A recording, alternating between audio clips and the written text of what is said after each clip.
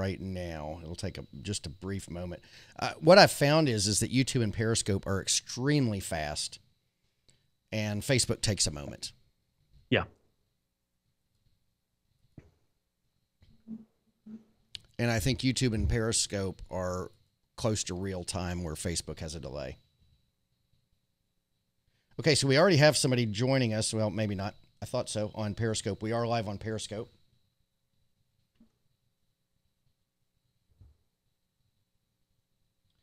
We are live on Facebook, and we're about to be live on Instagram. I know you're an Instagram fan. You know it. I know it. Little things that you learn about people in this space if you pay attention. So, yeah. So let's see here. All right, folks.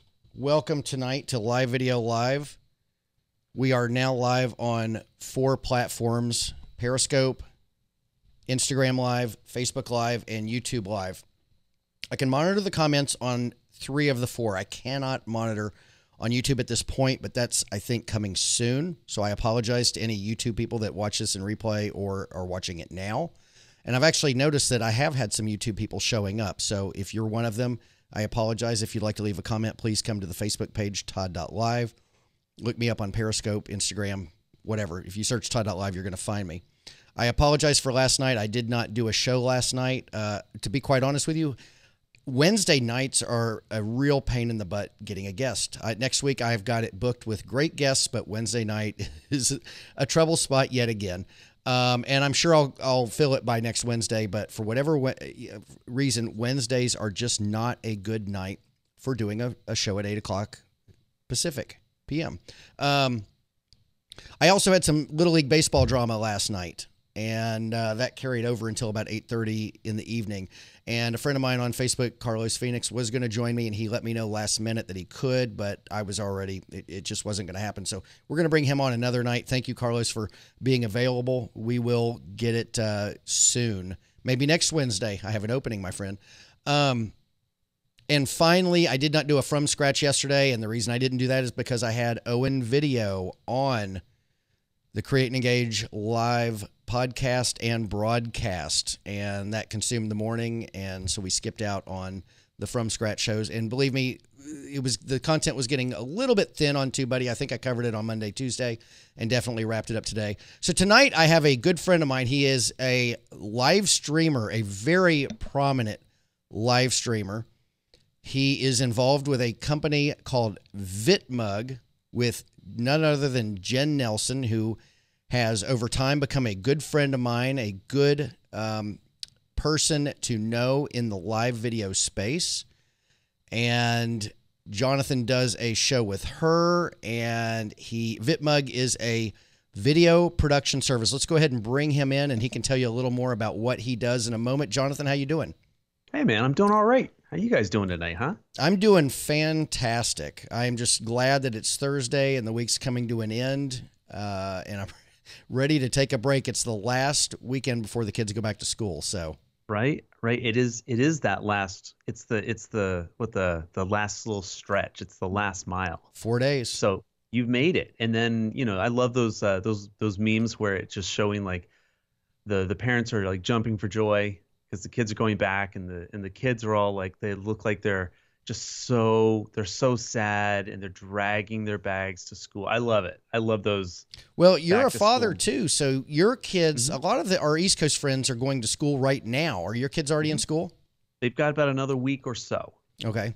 Give or take. It's like a week and just like a few days by now, because I mean, they start a little bit later, but they also go a little bit later just because of different breaks and sure, seasonal weather, stuff like that. So I do get to enjoy them, a little bit later on in the late summer now. Nice.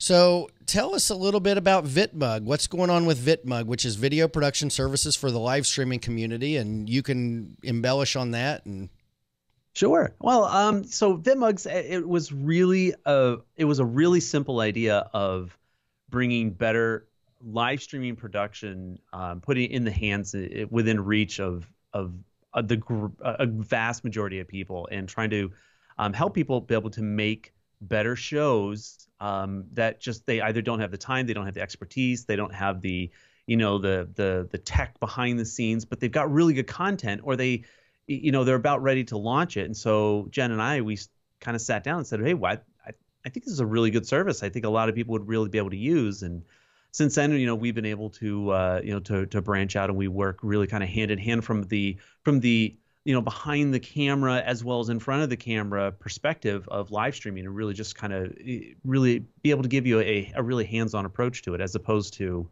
theory or something I've read in a book or a blog post somewhere else, and then you call yourself in the know. But Jen and I, we really enjoy doing it. It's one of those passion projects of ours, and it's really just taken off, and we love connecting with people.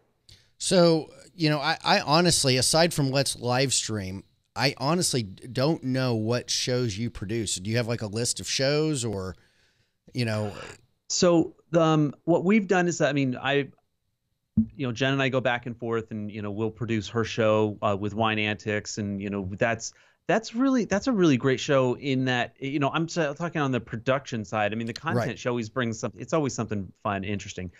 Sometimes it's really, she just kind of goes solo, or, she has she's a co-host. The other times we rotate through and we incorporate video, and, there's multiple guests coming in and out of the room. We do all those kinds of things. And it's I can tell you right now, sometimes on the back end, I mean, you're pushing, but you're using like all your brain. I mean, you're like maxed out, and I live on coffee, I mean, and I'm like, okay, we're at the top of it. And but so we do shows like Wine Antics. I do Talk Social News on Fridays.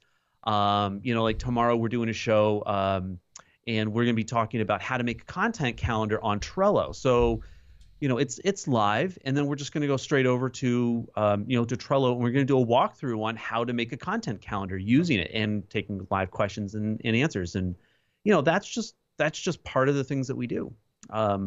Then on the other side of it is we've produced several now like virtual conferences and things like this. We've worked with Summit Live, Social Media Day Denver. And you may or may not know, Ladies Go Live. That's again, it's another virtual conference, or being able to work with like different brands and things like this. And it's been good for us. It's been good, being able to connect with some really fun people and be able to do some really great projects. I mean, it's a win-win. That's awesome. Yeah, I've watched one. I think I've watched one Ladies Go Live. I think wasn't Ross Brand on it just last week. He was like on the Friday male hot seat or something like that. I keep forgetting this, and but they call it a Man Up Friday. Man Up Friday. Okay, that's what I don't know how you really feel about that, but I mean that's what they call it. I love it. It wasn't. I may be mistaken, but I think Ross was the first guy to man up and do it. Well, I don't know if he's the first one. I don't know, but I know that there's that Jenn does a really good job of rotating a bunch of different guy perspectives through there. So I wouldn't be surprised if Ross really was like the first one on. Well, I'll tell you, you guys have fun with your productions, and I always know when I'm watching a Jonathan Tripp, Jenn Nelson, maybe Rachel Moore involved. I don't know. Sometimes she is and sometimes she isn't, I guess. But when I see the productions, because you have a lot of fun with color, you have a lot of fun with bringing in different backgrounds. I watched one with Jenn last week where I've watched so many, I can't remember what the subject matter is on particular videos, but the one that I saw, she had a Scrabble tray underneath her, and I can't remember what it said. It said something that had to do with the content. It had to do with what she was talking about that night. And it's just brilliant. It's like, I know I'm getting something from you guys when I'm scrolling through my Facebook feed and I catch a glimpse. Because, look, mine is all, half screen, half and half, and there's one of us on each side, and I really haven't ventured out of that box, and most of us haven't, but you guys have. You guys get playful and do neat things. Some of your stuff looks like Max Headroom. I don't know if I've never seen it moving, but actually maybe not Max Headroom, but Miami Vice, colors, palettes. There you go. Yeah. Thank you. I'm so glad you said that, because that, and I know which one you're talking about. You're talking about Let's Live Stream. Yes. And that's exactly what we were going for, because I don't really know too many. There's not that many broadcasts out there that kind of dare to kind of go in that direction. We're trying to have fun. Right. you know, I mean, you and I, we're in the marketing kind of, you know, social media circles and things like this, and a lot of times we really try to take ourselves way too seriously, and you know, and we're just trying to be always very knowledgeable and expertise, and we forget that, like, hey, we're talking to real people, and they're business owners, and they're entrepreneurs, and they work really hard, and sometimes we just need to get together. We need to actually enjoy ourselves and hang out and be able to talk and chat, even if it's a little bit of shop talk, but we can have fun doing it. And that is really one of the reasons we took Let's Live Stream in that direction rather than maybe, you know, in a thousand other directions. But we really wanted to have fun talking about live streaming. Well, you definitely have found a way to differentiate yourself for the time being. I mean, and the only reason why I say time being is because at some point other people are going to start doing that stuff. They're going to start, you know, and even myself, I may not take on the Miami Vice colors, and I was a huge Miami Vice fan, so that's why I love what you do. The palette's interesting and the shapes, it's totally 80s, and that's going to jive for people who are my age, and they remember those days, right?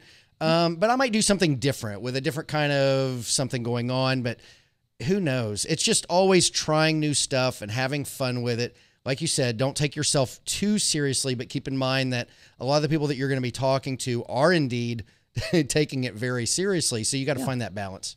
Mm-hmm. Yeah. I mean, you know, we've brought on some really very knowledgeable guests. We've talked about some really like very techie things, and we really try to rotate, at least on that show, very particular. We try to rotate between really fun guests, people that are, you know, just really fun, easy to talk to, you know, good people, to other times where it's very tech, you know, sometimes it's very tech talk, and we get to ask, and that's part of the interaction between the live streaming, and then also because it's a Twitter chat, we can incorporate that. And I think marrying those two ideas was a really was really kind of what made it different than just another live stream or just another Twitter chat. Not that those are bad in and of themselves, but just trying a different angle on it. I love that you integrate the Twitter chat, and I'm totally intimidated by Twitter chats. I try to get involved. They move so fast, and by the time I'm ready to put an A1 and maybe leave a comment, it's already on like A3, and it's, you know, I just, that has to be a real trick to produce that show. I'm not gonna lie, I've screwed this thing up so royally sometimes. You know, just trying things out, and you know, I think when it really comes down to it, it's being willing to go out there and just be like, well, okay, well, that did not work at all. But there are other times where it really does work, and you know, you got to find both what works both tangibly, in terms of like, okay, how many camera angles can I do, or you know, like you know, and making sure that I look at the camera, but that we're doing the switching at the right time. We balance all the regular things that we kind of maybe come to know and expect, but then it's interacting on Twitter, which is not in a non-live streaming way. It's a real trick, and it just takes knowing some equipment. It takes a little bit of practice, and just being willing just to go all out. Yeah, well, I agree with you completely. And there's always experimentation. This week for me, it's been making adjustments in mistakes in my lower thirds while the show is going on. And I switch my own show, and I do all that on my own. And, you know, I turned off the mic one night, and Jenn was kind enough to join us, and she was, your mic's off, your mic's off. And so I knew that was happening, and, you know, I would take on the wrong shot. But I figure that if I'm going to do my own switching, I need to find a way to be comfortable fixing errors or little problems with the broadcast while it's happening, and figure out how to go about doing it where people don't realize it's happening. And if you don't try it and make these little mistakes, then you're never going to figure out the solution. And that's what you've done with Twitter. I mean, you make, even if it's a big mistake, and you know what, the thing is, you might have seen it as a big mistake, but probably more than half the people that were watching, maybe in all of them, didn't even know it was happening. They don't even notice. Yeah. You know, I mean, we've done, you know, I mean, there's, again, you know, in all reality, there's like epic fails. There's where, you know, the tech completely fails out. Like the live stream actually stops, or none of the Twitter questions post, or you're posting from the wrong. I mean, you can think of like catastrophic things that go wrong, but you're right. Most of the stuff that we obsess on are the minutia, are the details. We're trying to make it perfect for us and from our perspective, but from the audience perspective, they're not noticing that Right. maybe that the wording is slightly off-centered. But how much time do we actually spend when we're trying to make that graphic and we're like, oh, I just don't quite like the way that, honestly, nobody gives a rip. They don't. They really don't. No. Well, No. and when you're with the shows that you're doing, you've got so much going on with the graphics in the background and the different windows and the different people in the windows that the odds are that, yeah, that unless like the screen goes blank or the audio turns off or something else ridiculous happens, no one's noticing any of that stuff. Yeah. But And that really kind of gets back to one of the reasons why, and to kind of tie this a little bit in with, this is one of the reasons why we wanted to start Vitmug. It was because, I think we are past that initial cusp of, look, just go live with your phone. You've got a cell phone, good. Just push the button, put the camera up and just push the button, start talking. Well, we wanted to get it to the next level of better, a better production value that doesn't distract, but that honestly, that it helps support, it helps promote, but it never gets in the way of the content. Right. And those ones. I mean, they're so flashy. You're just like, oh, look, I don't even know what's going on the screen. It's just everything's moving. I hear talking and I don't even know. So I'm out of here, Hey, I want to do, oh, I'm sorry. I want to do a quick shout out. We have Joseph Burke. I don't know if he's still with us on Facebook. He says he loves trying new stuff. I do not know Joseph. Maybe he's a buddy of yours. Yeah, Joe Burke. Okay, cool. He is the popular host of Pop X Cast. Nice. And that's a pretty cool thing he's been doing for a while. So Joe Burke, shout out to you, man. And then I'll do another shout out, but I have to get a prop really quick. Hold on as I reach behind me. That's all right. I'm actually just catching up on this Facebook. Chris Straub has joined us. I hope he's still with us. This is his book, folks. I owe him a review. Look at that. We both have them in our hands. That's right. Ready to go. 50 States, 100 Days, the book by Chris Straub. And Chris, I think you're still with us by that little burst of thumbs up that we got there. I finished reading this yesterday. I actually sat down and read this book in one sitting, and I got distracted around 20 pages from finishing and finally got to sit down and look at it the other day and complete it. And I'll save it mostly for a review that I'm going to do at some point and believe me, I will find a moment. It's just been hectic, but and I love the book. I'll tell you something, Jonathan, about this book. I lived in Montgomery, Alabama when I was a child. I lived there from, I think, 1975 to 1977-ish. And I went to an elementary school there called Peter Crump Elementary. And Chris did his Alabama stop at Peter Crump Elementary. And it was either the mayor or the governor. I can't remember which. I think it was the mayor. Or maybe it was I don't know. He was a representative of some sort. Showed up at Peter Crump. And it's just really awesome. He started in Charleston, South Carolina. I used to live in Charleston, South Carolina. He did not go to Huntington, West Virginia, though. Instead, he went to Charleston. That made the trip for him.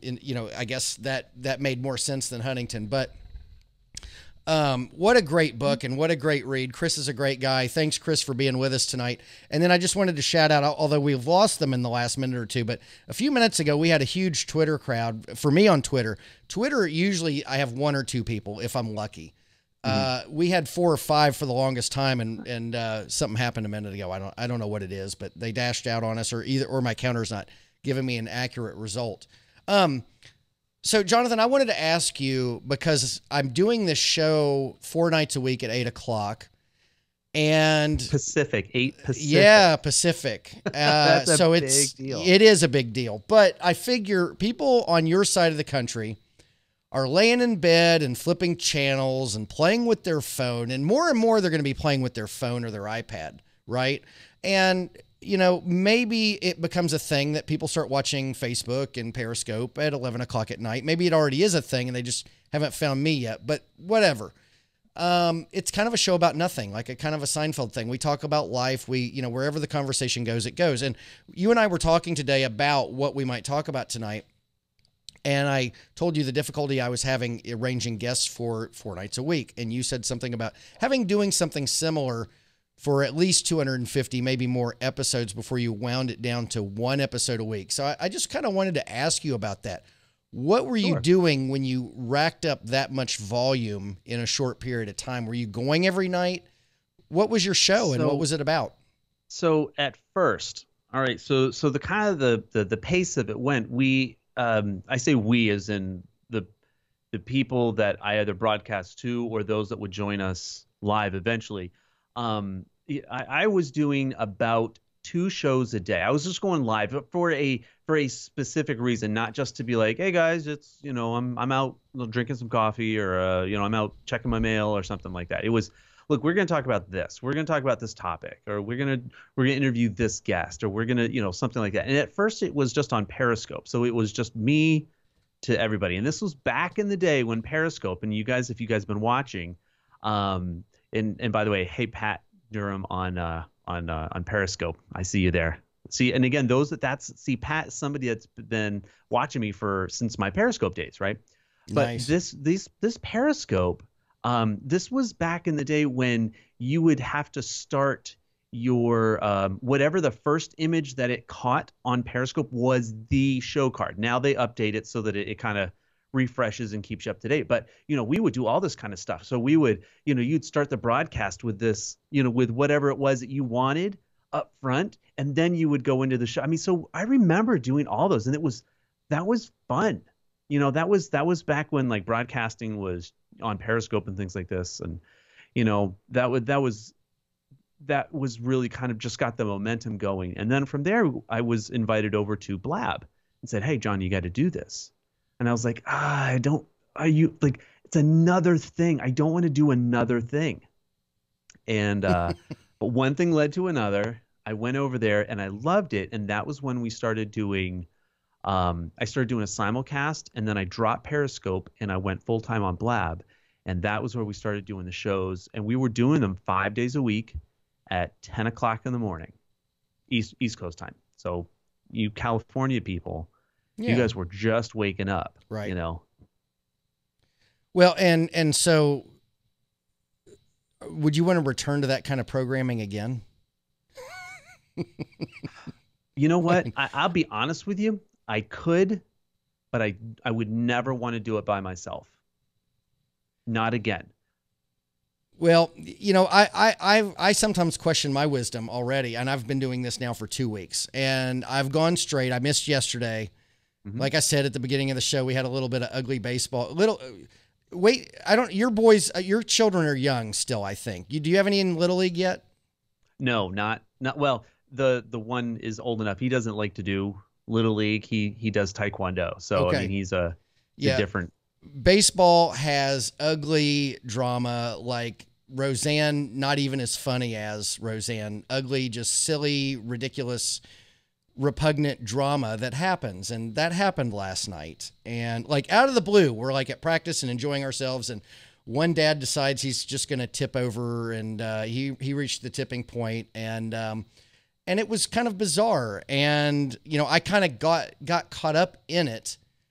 And I think it ended right at 8 o'clock, and there was just no way I was getting to go live. I mean, I just, and plus I had struggled to find a guest. Wednesdays are like it's like the redheaded stepchild kind of a thing. It's the day that no one wants, you know. Everyone wants to do Monday, Thursday, Monday, Tuesday, Thursday. Nobody wants to do Wednesday. Nobody's like, hey, Wednesday's the best day. It works. It's not going to happen. Now, all that being said, like I said, I wonder about my wisdom doing this.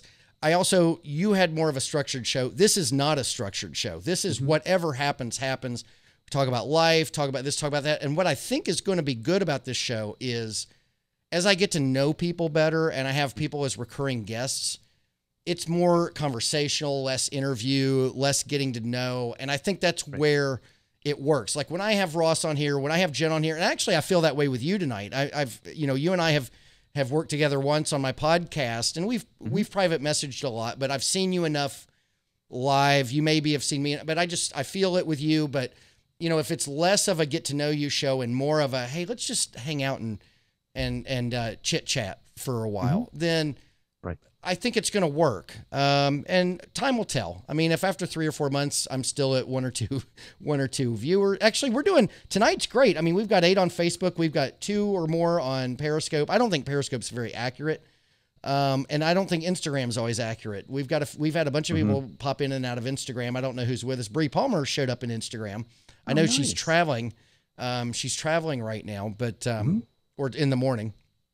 But, so what's coming up? Do you have anything big coming up or anything you'd want to chat about and let people know that you and Jenn or you and Jenn and Rachel or you and other people that I'm not aware of have coming up that's exciting and fun and... Right. Man, well, so I'm telling you, like, it always feels like something is always coming up, right? It just kind of being on the busy side. And I tend to be a busy person. Like I like to do stuff. I don't like to sit around. It makes me feel nervous. Makes me feel like I've missed out on something. So it's almost like it's like FOMO, but with just doing things and getting things done in the day. So so here's the thing, right? So what do we got going? You know, right now, Jenn and I, we're gearing up and we're planning Let's live stream into the fall, both for guests and for, you know, some different, not just like interviewee guests, you know, I mean, those are good. I mean, like yesterday, or this past week, we just had Chris Straub on. You know, and that was it was so much fun. Is he not the best? I needed that. I don't see. He may or may not be watching now, but he's still with us. I needed that in that interview. Like I needed to do one of those rather than okay, here's the question. Now it's your turn to answer. Okay, now it's my turn to ask the question. It's your turn to answer. You know, I need to get away from those. I mean, I do those occasionally, and sometimes they really do have a good. They have their place, but as you kind of said, like, I mean, I'm more of a conversational interview person rather than, okay, will you just mail me the 5 questions you want me to answer and I'll just pop them out and then we'll be done. You know, chip, chop, chop, you know. Yeah, that sounds miserable, quite honestly. You know, I had Owen Video on yesterday, and as I said, when I was kind of breaking the ice before we went live with you on screen, and, you know, I had some questions for him, and the title of the show had more to do with growing on YouTube, and the conversation just went so far away from that and into everything else. It went into entrepreneurism. It went into life. It went into, you know, where we live. I mean, it went into all sorts of things. And to be quite honest with you, I love structure. I love having some sort of a plan when I bring people on. But on the other hand, boy, when you just let it go and not really, but when you let it go, you worry. Because like yesterday with Owen, we got through my planned, what I really wanted to chit chat about. We were done with it within 20 minutes of the show, and we had 40 minutes to go. And that 40 minutes was like, it went by like 5 minutes. It was in my opinion, it was the best part of the show. And, you know, I don't know about you, but as I've grown as a interviewer or a live streamer or a podcaster or whatever, I kind of feel like when you just kind of let go, it happens. Maybe not always, but you know, I'll kind of share a little bit of my perspective on that because here's the thing, right? I think there's too much of I've got a phone with a camera on it, and I'm just going to go and talk. And we just talk, and we talk for like 45 minutes, an hour, 3 hours, and it becomes, it's, you know, in a crafted sense, it's like the Joe Rogan Experience. It's not a show, it's an experience. And I kind of like the way, you know, they talk about that podcast. Now, don't be fooled. That show, as kind of open-ended as it is, there is a lot of planning and preparation. And I like to do the planning and prep in a way that if I've got 5 things I want to talk about, I can switch 1 with 4 and 3 with 2. And because I know the structure of the show, I know the things that I want to put in there. If I want to slide it around because it makes more sense in talking about it in the flow of the show, having done that enough, you get that experience in that comfortability. And I'm telling you, when you get really comfortable with your tech and your content, your guest feels better and your audience is just going to be like, yeah, I can watch this. Or even like in a lot of my cases, they're not watching, they're listening. Right. And that's what I want people to feel. I want them to feel comfortable. I agree with you completely. I wanted to kind of do a shout out again to Chris. He made a comment a little bit ago and I just wanted to touch on it. When I made a comment about how many people were watching us tonight, he said, and I know this is something that he says often to people and often about himself. He does not worry about,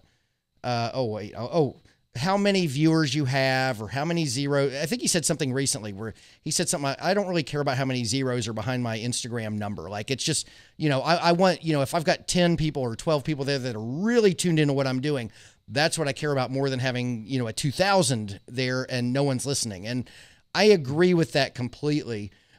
I do have to say, though, you do want to see your live show have some people show up and they're chit-chatting. And I mean, it does mark your success to some degree when I think more the comments than it is the number of people watching. If you've got people chit-chatting, having a good time, maybe talking with each other. And I've noticed that tonight. Jenn is with us too. Hi, Jenn. Jenn's been talking with some of the people in the crowd. So, I mean, I think that's a really good thing, and that's a measure of a successful broadcast. And it doesn't mean that the broadcast was, if you don't have it, it was bad. But I think over time, as you see more and more of that, it kind of tells you, hey, I'm onto something here. And that's what I meant when I was talking about this show. Like 2 or 3 months, if that's what's happening, then I'm on to something. If it's like, there's nobody commenting and there's nobody liking and there's nobody, then it's kind of like, well, okay, I've been doing this for 2 months, 4 nights a week at 8 o'clock when my kids want to see me. Is it working? Is it really happening? Is this something that people are going to be interested in, or is it time to try something different? I think I agree, but I would want to put it in the context of this, right? Because there's times where you just write something, you write a blog post because it means something to you. And now, and I don't mean that, I don't think people are not emotionally passionate about Instagram. I mean, there are some people out there, but I mean, they're like, this is how you upload on Instagram. And you're just kind of like, okay, well, I think you're going a little overboard with, I mean, I don't think it's that big of a deal, but I'm glad you like it, right? You know what I mean? There are the shows that are very informational, and the instructor, as it were, or the host brings out that clarity, and you get it, and you're like, you know what, I really like that. There's other times, and that really is in and of itself just one of those, I'm communicating to my audience. Then there's the other kind of shows where it's just, it's 2 gals sitting around and they're talking about whatever they want. And you know what? If they don't even, what they're talking about has nothing to do with whether the camera's on or not. You just happen to be a fly on the wall, and some people really like that. And there are others where they come to the show because they like being recognized. And I don't mean it like in a vain sort of way, but they like going like, hey, Jenn, hey, Lindsay, hey, Bonnie, Chris, where they like knowing that, oh, hey, somebody sees me. And that's okay. I think for shows, I think that's perfectly normal. That's okay, because that's the difference between a live broadcast and just a post-production video that you find on YouTube. It's just static. That's the difference. I agree with you. And I think that, first of all, any style is good. And particularly if you're doing it for yourself and for whoever you're doing it with, knock yourself out. That's really what it's about. But when you can please others, educate others, entertain others, whatever, it's definitely, it's whether it's an intended thing or not, it is a big benefit when you see it happening. I did want to shout out to Jenn. Jenn tonight said that she is my crowd fluffer. Because tonight Jenn and you are bringing it between Facebook, Periscope, and hell, you mentioned Instagram. We have to talk about Instagram a little bit, because Jenn's made a few comments from time to time. It's either coffee or it's Instagram when it comes to Jon Tripp. That Jon loves his Instagram, he loves his coffee. But first off, I just have to say I never know how many people or who's with me on Instagram, because I just don't feel like it's accurate. It'll say there will be no number there, and I'll shout out to Instagram and somebody will say, yeah, I'm here. And that happens with Periscope too. The other thing with Instagram is, what I find interesting is the way I have to film it and bring it into bring the show to Instagram. There's like an 8-second delay between what they hear me say and what they see me say. And I'm surprised often how many people are actually willing to put up with that, but they do. I don't like that particular aspect of it. I do think that's a fairly short-lived aspect of Instagram. But I mean, it's this to me. Instagram reminds me of what Periscope was when it first started and came out. That's what it is. That's exactly what it feels like. It's one to many, and you kind of get a little bit of that raw camera angle and things like that.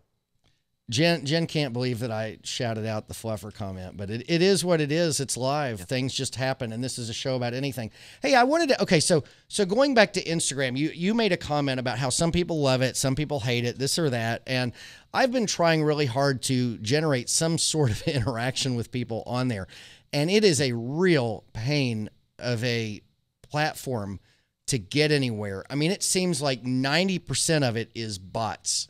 Automated, nonsensical, follow me, unfollow me, automated comments. I mean, I can't tell you how many times a day somebody says to me, love your content, DM me, bro, or love your content, check out mine, or love your content, what do you do for a living, or what's your, it's like they can't go to my profile and find out. So it's automated. And so I'm wondering what you get out of it. I mean, I know what I get out of it, and I see value there despite all the headache. So I'm just kind of wondering what Jon Tripp sees in Instagram.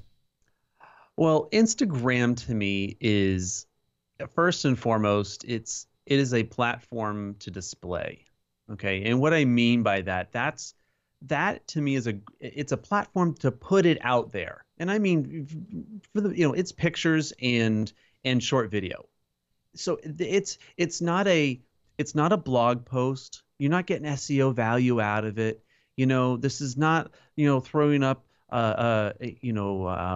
subscriber cards and getting people to follow this link to that. It's a display. And in some ways, it's kind of a little bit like, it's a little bit about vanity. It's a little bit about like, or a lot. How you doing? Or a lot look about at what vanity. I can do, Yeah. And I mean, but I think the problem is that a lot of people just get hooked up, and they with the I just posted this, or how many times a day can I post, that they actually never take it the next step, which is, oh, someone did comment on it, then comment back or message them and take it that. And we use the word engagement. I'm trying to get away from that word, honestly. I'm trying to get it, participate in a conversation, because Todd, I would never. If we were hanging out somewhere, having coffee or whatever it was, I would never be like, hey, Todd, let's go engage. Well, I probably would get worried about it if you did. I mean, it's kind of an odd word, right?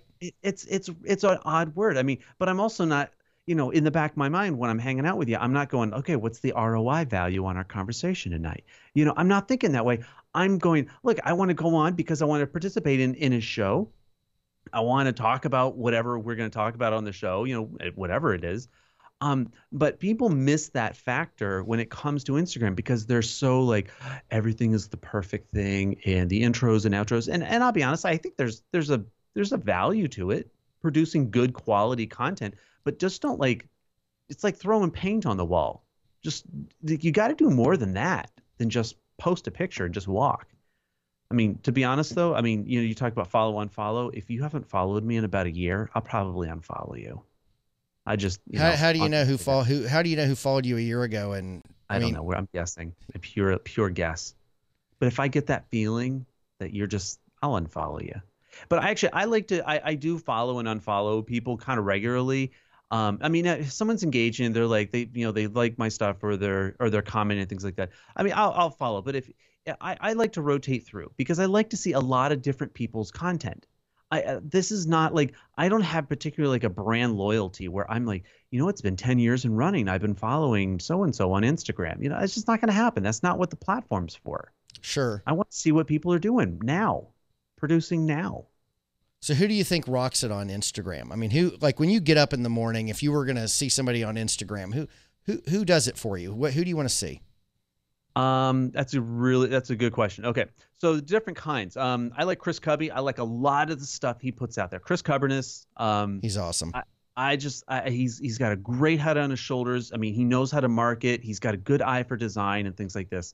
And I like pretty much everything he does. And I don't want to say everything, because there's a couple stuff, but You know, I like pretty much what he does almost on every platform. It's a little bit different. I mean, there's a theme, but it's a little bit different on every platform. Who else do I like? Owen Video. Love it. He's Yeah. very different. I mean, you talk about like, I mean, he's still good content, but it's just a different approach to the content. I like that. I'm actually just kind of scrolling through right now. Who else do I like on this? And oh, I watched all the stories, so they're all off. Are you tuned into Mike Unplugged? He's one of my favorites. No, I'm not. Here, let me look it up because we're live. I can do that. Mike Unplugged. He was my guest last week. We had a little bit of microphone issue. I did a podcast with him, which my podcast for Create and Engage. I probably should change that name to Create and Participate. You've convinced me. I know. I know Mike Murphy. Yeah. Yeah, Mike Murphy. He. You know, the algorithm has figured out that I like Mike's stuff because when I wake, I have to tell you. I can't remember the last time I woke up, played with my phone, went into Instagram, and he wasn't the very first post on my Instagram. And it must be because I like or comment. I'm more like than comment on his stuff. And to be quite honest with you, a lot of the tips that he uses are not things that I'm really looking for. I just love his style, his approach, how professional his content is. It's obvious he takes it very seriously. But he does it for him. I mean, you know, I had him on the podcast last week and, you know, he does his thing and he's totally fine and comfortable doing his thing, which is great. But I think he's just an outstanding Instagram. I don't want the word guru. It's kind of a silly word, but you know, I see him as a guru. I see him as one of the best on Instagram that I've seen yet, period. Yeah. And you know, everybody takes a slightly different approach. And I mean, when it comes to like storytelling, things like this, and there was another one that was coming to mind. I was looking for it. It's the greater good, and it's GREY. And what's funny, I found her because she's local to my town here, which is not that big, but she does calligraphy and she does signs, she does all this kind of stuff. And I like watching her stories. I think she has a really good Instagram page. You know, I mean, I just like it, and she's funny, she's personable, all that kind of stuff. So, and she drinks coffee. So, I mean, like, how awesome is that? Dude, I have tried for years to drink coffee. I cannot get into it, and in some ways, I consider myself missing out, and in other ways, I'm probably kind of lucky that I'm not addicted to the caffeine. It's an addiction. It is even just the taste. It's not even necessarily always the caffeine. It's the taste and it's the experience of making the coffee at this point for me. I mean, I totally get it. I just can't get there. It's like savoring a cigar. Not everybody likes it, but I do. And I know you do. I've blown my cigar smoke at the camera many times. Hey, I wanted to, before we leave Instagram entirely, you know, I see your Instagram content. And so for anybody who does not, you know, follow you on Instagram, or anybody who, you know, is listening in and getting to know Jon Tripp for the first time, what do you like to post on Instagram? What do you put on there, and what excites you about it when you're kind of putting your life and your experiences on there? So here's for me, and this is just a rule that I decided on when it comes to my Instagram, because I know the world that we live in a little bit more. Originally my Instagram account was my personal account. And when I decided to make it into my business account, I went back through and I took off 90% of the pictures. I archived them. I took them out. You can't view them because they didn't speak to the brand, or they were personal in something that I did not want everybody in the world to see. Like, I don't post pictures so that the entire world can see of all of my kids, and I do that because of the world we live in, not because I don't like people specifically, but it's so the content I put out there, I don't put out pictures of me out there with my family and doing all the super personal, because that's my personal decision, and that's how I run that brand. You know, that on Instagram specifically. Now go to my Facebook page, I control that, and I'll share pictures with my kids and things, my family and places I go and stuff. But when it comes to Instagram, I talk about coffee.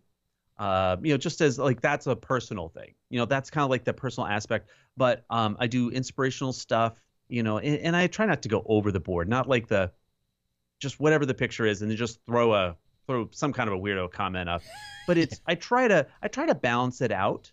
Like one of the other ones I put out, workaholic, or entrepreneur. Are those the same? And it was interesting. I had some really good conversations out of it. But that's the kind of stuff I like to do. But I do. You talked about projects we have coming up. I'm planning and thinking of like what to do in September.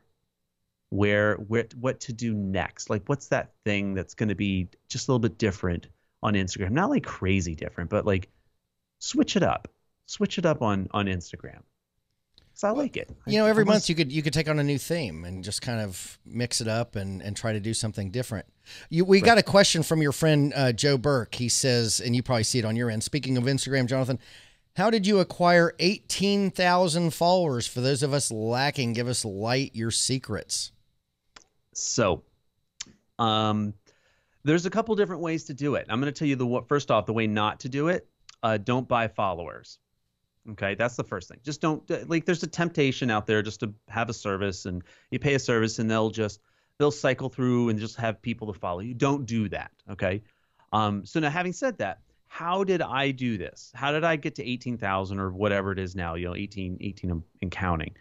Honestly, the number one thing that I did was I put out content very consistently. I used a very specific and slightly changing as I went through, but hashtag set that I thought would put my content in front of the eyes of people that I thought would like that content. So I used the hashtag set as the marker to get it out there, not as a desperate cry for attention. I was like, look, I know some people look for certain words, and so I would put content out. So I mean, we've got, like I was saying, there's like video, there's like Instagram, there's like coffee stuff, there's inspirational stuff, there's entrepreneur, startup. I switched it up, and because of that, it's just started to kind of get, if you don't post for a little bit, and then you got to post very consistently to start getting the algorithms going. Oh, hey, he posts and people kind of like it. So you got to do it. You got to be very consistent. So I mean, that's just the basic that I could say that's a winning formula. Well, I've been stuck around whatever I'm stuck at, 3,000 or something like that for the longest time. And what I've done, and I think I've started to grow a little bit recently, I've noticed a lot of boosts and a lot more interaction. And what I did was I downloaded into my phone the app for Google. What is it? The basically the Word document in Google, whatever they call it. Mm-hmm. And I have created hashtag clouds in there. And so I have a hashtag cloud for live streaming. I have a hashtag cloud for vlogging, a hashtag cloud for beer, a hashtag cloud for cigars, everything that I do. And, mm-hmm. and when I do a picture for something new, like when I was in Portland a couple weeks ago for World Domination Summit, I went to the museum and I saw a piece of art. So I created a hashtag cloud for traveling and for art. And so I will mix it up and I will, copy and paste and, I jumble it. And I do, a lot of people will say this is desperate, but I kind of feel like if you have room for 30 hashtags, I'm always between 25 and 30, somewhere in mm-hmm. there. But I mix it up and I try to make it, I never make it irrelevant to what the content is about. Mm-hmm. I just kind of feel like, you've got space for the hashtags. Why not use them? Right. But it allows me. So what I do is, and it's kind of convoluted and annoying, but I keep my hashtags and it's an ever growing hashtag cloud or multiple clouds, all with like a bold heading. So I know what I'm looking mm-hmm. at.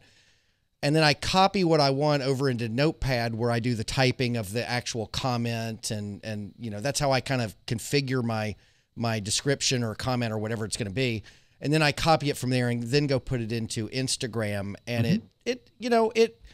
it makes it, first of all, you're going to fail at Instagram if you have to type out 30 hashtags or 20 or even 10 hashtags every time you do a post. That gets old fast. Mm-hmm. And how do you know, I'll even put it like this. How do you know that those are actually, how do you know that they're working? Sure. How do you know, and here's the things, like I know, if you're just putting content out and you're just trying to get going, you're just trying to get somewhere because you got to start somewhere, then start using hashtags. But if you really want to get into what actually works and that that hashtag does, a certain thing, then you can't be doing 30, or you have to do those same 30 and you have to just change one. I'm probably guilty there. You know, use the same, because if you put out 30, how do you know which ones, how do you know that your audience is connecting with this hashtag versus this one? So are you wasting a hashtag? I'm sure. I'm sure a lot of my hashtags they're just crap, right? There's probably 5 or 8 of them that are gold, and the rest of them could be thrown out. But then it comes down to who has the time to analyze each hashtag individually. If you're doing 1 post or 2 posts a day, and you know, I mean, there is some throwing mud at the wall. I think with Instagram more so than any other platform. Right, and I think in all seriousness, and you know, it's kind of like you know, it's kind of like doing YouTube videos. You know, you can do a YouTube video and just post. I mean, anybody can. And if you're getting more than 3 views, you're doing probably better than the average, right? But it's those that are like, okay, so this is my topic. I'm going to go through and I'm going to find out what the tag set, what that, you know, the keyword tags are that get the traction, that's going to put my content in front of people that I want them to see it, because I believe that they are going to benefit. They're going to enjoy it, and they're going to want to watch it. If it's informational or educational or funny or whatever it is, you know, that's what separates out just posting. And I don't want to say hacking, because that's not the right word. You're actually using the hashtags the right way. You're actually going through the methodology, and you're crafting your digital content in a way that can be found. Interesting. Hey, I have to ask you, and we are coming up on an hour here, and I know that you're much later than I am, so I don't want to keep you a whole lot longer. We had Barb Tomlin showed up. Jenn, well, we knew Jenn was here. Anthony Davis showed up. Barb says, wow, had no idea this was live. How is Jonathan staying away? And Anthony Davis says, I engage with my followers on Instagram, meaning I talk to them. I put hashtags on their pictures as well. That gets me a few new followers a day, but because followers of my followers see that I engage, and it says see more with them, so they want the same interaction. Thoughts? Mm-hmm. Thoughts are, you don't need 18,000 to be successful. In all honesty, like, I would rather have 1,000, 1,000 really engaged, or even 100 really engaged Instagram followers than, you know, give me like 500,000. Now, I mean, that's not to say that, look, not in a vanity metric, but just in an algorithm, in a like a proof case, you know, yeah, I mean, who wouldn't want 50,000 or 500,000 or 1 million followers? Because then you can say, I mean, just the sheer numbers of it, that 1% of a million's more than I would get, you know, even with most would get at 10,000, you know. So I don't focus on the numbers, really. I mean, focus on the engagement. But if you're really consistent and your message is hitting home with those type of followers, you're going to gain momentum. But not every account should be at 20,000, 50,000, 100,000. I'm just going to put it out there. I don't think that everybody has to have that in order to be successful or in business, or if it's a personal account. I mean, that's just the fact of it. Yeah, I agree with you. I definitely agree with you. Hey, I've got a question as we kind of wind down here. I got a question about your set. I can't decide if this is a set that you put together, or we're sitting in your kitchen where your family might congregate for breakfast and coffee in the morning. Right. So the answer is, I built this. Okay. Okay. This is my, I mean, this is my office. And I built a shelf, and let's see if I can look around. You know, there's coffee mugs. As a matter of fact, let's see if I can just do it. It's hard to do it on the screen. So there's a mug right there. Somebody sent me this coffee pot right there. That was in my wedding. Those signs are from my dad. You know, somebody gave that to that wine case as a gift. You know, things like that. You know, and that's Robert Frost. I like Robert Frost. I follow. You know, so I mean, all of these things they're personal. They're part of who I am, and I think honestly, it's a lot more interesting to look at than the beige wall behind it. So I don't know. Well, I was fighting that. I initially I'm at a condo down the street, and we actually may sell this condo. I may move my office back home, and I don't know yet, and I'm going to have a beige wall again. But when I started in this condo and put my office over here, I had this wall. It wasn't behind me. It was beside me. And I really didn't think I had the space for what I wanted to do. So I moved to the master bedroom. I had this huge beige wall. I couldn't figure out what to do with it. It was driving me nuts. I needed a backdrop that was better than that. And I ultimately decided I'm going to move back into the loft. And so I have it again. And just for the folks that are with us, I'm going to put me on the screen, which I normally don't do except for at the start of the show. But just like Jonathan, if you look in my background, there are all sorts of me and family members behind me. I've got a couple books I've written up on a shelf over my left shoulder. There's some coasters made out of 45s that an uncle of mine who I was very fond of that's passed away, he made them for me and gave them to me one time.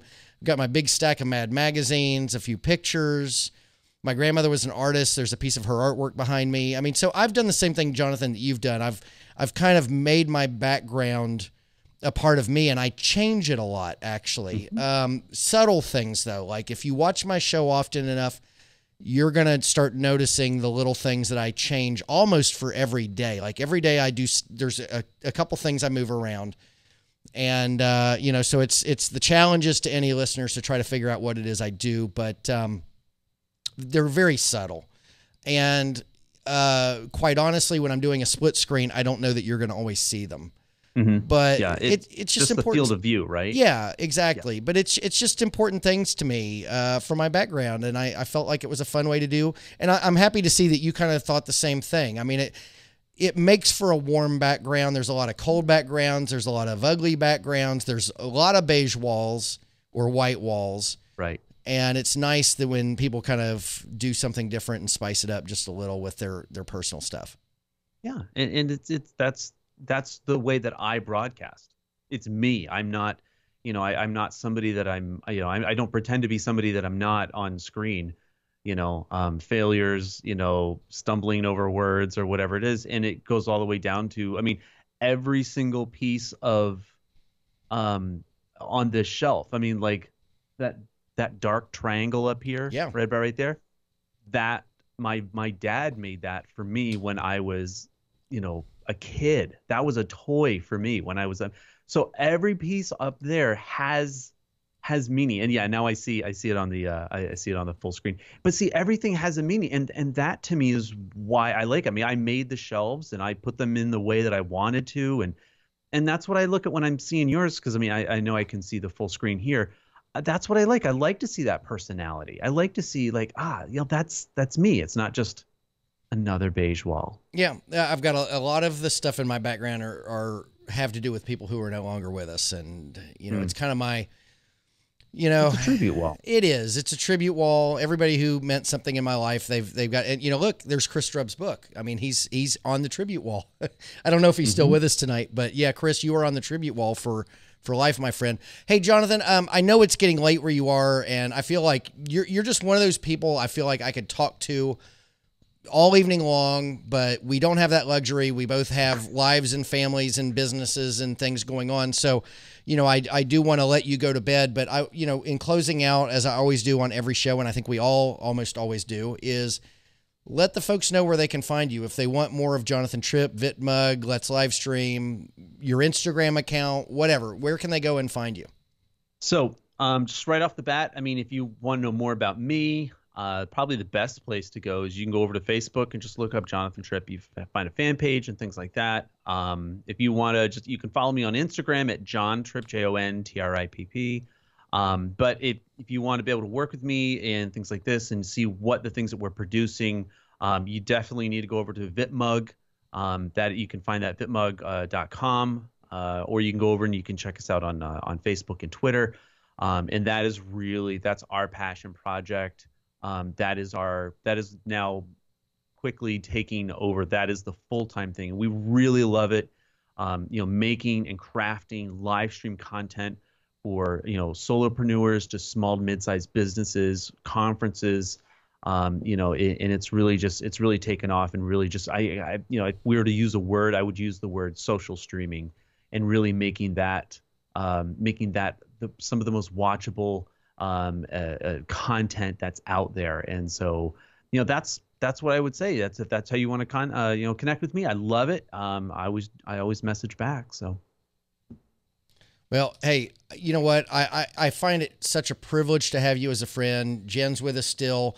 I love Jenn. She's just fantastic. She's treated me with so much generosity and kindness, and you know, we've helped each other out in little pinches here or there, whether it's a guest or whether it's figuring out a piece of software or hardware. We were on with a friend of hers today in Hawaii trying to figure out her audio. But, you know, it's just really nice to have friends in this space.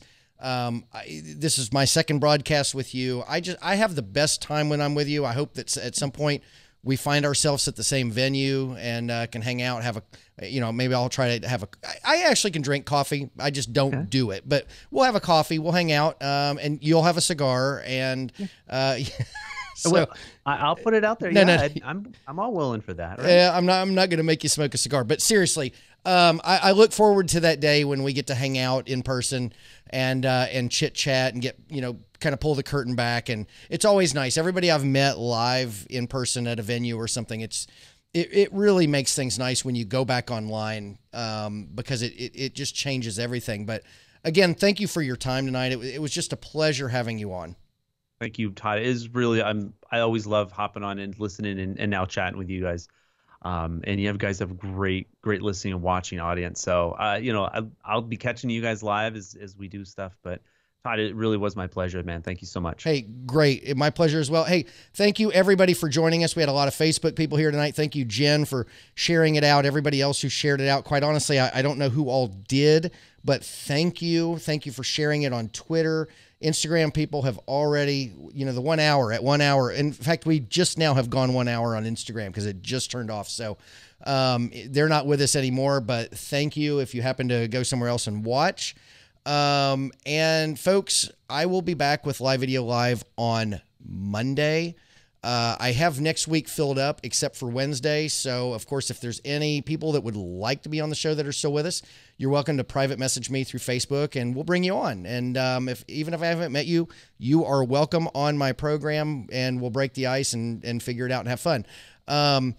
And I'm not producing, I don't think, anything for the rest of the week. Tomorrow's Friday, so I am thrilled to kind of have a little break with the family before the kids go back to school. Thank you again for watching tonight. Thank you, everybody, and I will talk to you soon. Jonathan, if you want to stick around for just a moment, we will close it out.